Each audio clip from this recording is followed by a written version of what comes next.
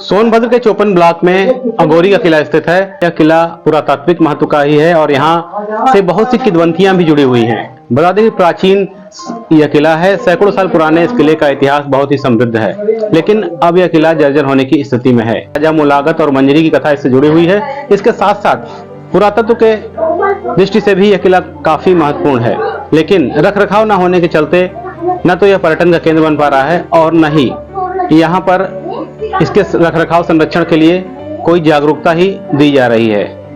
अगर इस किले को संरक्षित किया जाए और इसके इतिहास को लोगों के सामने लाया जाए तो यह किला पर्यटन के क्षेत्र में एक मील का पत्थर साबित हो सकता है।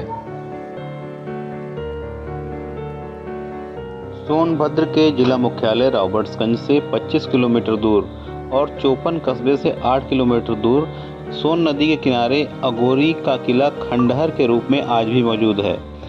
इस किले की दीवारों के भीतर किले का गौरवशाली अतीत दफन है। 12वीं शताब्दी में जब चंदेलों के राजा परमर्द देव पर पृथ्वीराज चौहान ने आक्रमण किया तो दबाव बढ़ने पर चंदेलों ने यह किला यहाँ के स्थानीय खरवार राजाओं से जीत लिया।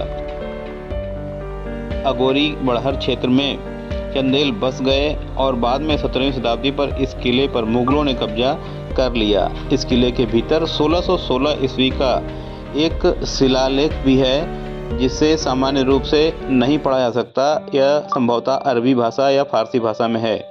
बता दें कि किला अब धीरे धीरे खंडहर का रूप लेता जा रहा है। यदि इसे संरक्षित नहीं किया गया तो जल्द ही यह जमींदोज हो जाएगा।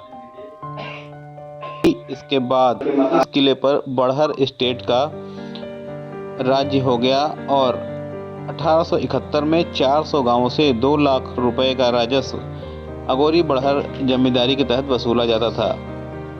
इस किले के रखरखाव के अभाव में अब यह किला जर्जर होता जा रहा है। सोन नदी के ठीक किनारे यह किला स्थित है। इससे इसके महत्व के बारे में साफ अंदाजा लगाया जा सकता है।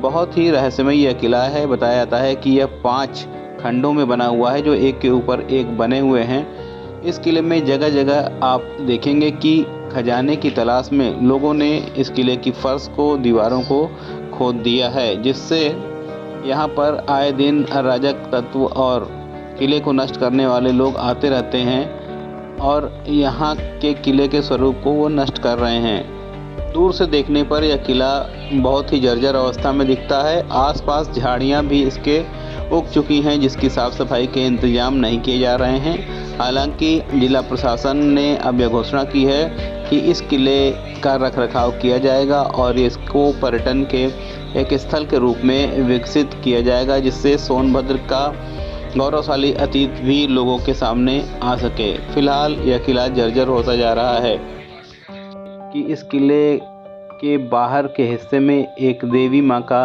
मंदिर भी है जो लोगों की आस्था का केंद्र है। लोग यहाँ पर आते हैं और अपनी मन्नत पूरी होने पर यहाँ पर विभिन्न धार्मिक कार्यक्रमों का आयोजन भी करते हैं। बताया जाता है कि यह किला काफ़ी विस्तृत क्षेत्र में फैला हुआ था, लेकिन धीरे धीरे इसकी दीवारें और अन्य इमारतें टूटकर बिखर रही हैं और धीरे धीरे किला नष्ट होता जा रहा है। जिला प्रशासन से अपील है कि जल्द से जल्द इस किले को संरक्षित करने के प्रयास किए जाएं।